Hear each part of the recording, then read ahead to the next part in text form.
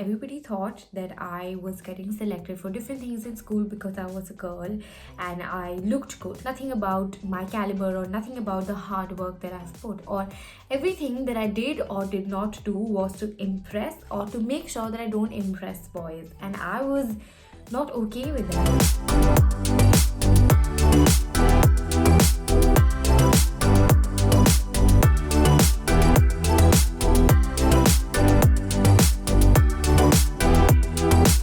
My name is Aanya Wig and I'm 22 years old. I recently graduated from Lady Shri Ram College for Women and I run my own organization. It's called Girl Uprise, where we're trying to create a world where no woman has to fight to make her voice heard. I am also currently interning with UNESCO's New Delhi cluster offices. I work with the social and human sciences sector. I work with 6 countries on gender equality, youth empowerment, and eradication of extreme violence. And I do that with my own organization as well. Every day we're trying to create this world to be a little more equitable, to be a little more passionate. And I've worked a lot with the development sector in different parts. I've worked as a journalist. So, I lost my father when I was really young, and I've been born and brought up by the women. My mother and my sister, and I've been born and brought up in a household where I've always had these values where I think women run industries, women run families, women run households, and somehow while I was growing up I realized that the world doesn't quite feel so. They treat us as secondary citizens and they believe that we always have to prove ourselves more. I realized that everybody keeps asking me who my role model is and where do I get the strength.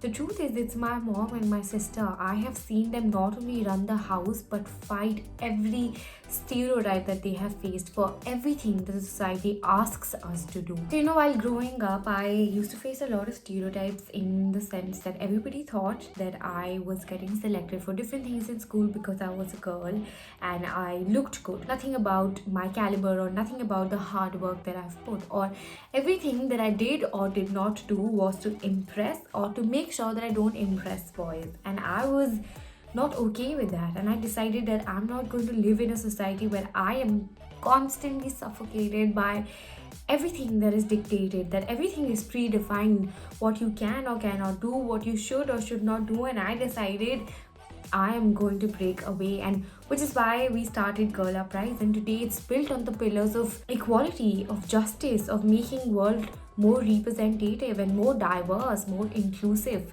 And at the same time, I realized that I always want to make sure that communities come in action. They play a very, very important role in campaigning, in organizing support, and all the policies that are built today. It reminds me of COVID Fighters India that I co-founded during the second wave of the pandemic. It was India's one of the largest relief and verification initiatives, where we had more than 13,000 people rallying day in and day out, just trying to reach out to more people. And the reason why we started was out of desperation, out of chaos, out of angst, and there was so much happening, and I think we just wanted to help. We just wanted to do something that would shoulder some pain, and we were all stuck at home. And I realized that the biggest enemy after COVID was misinformation, and I wanted to tackle it, and we did.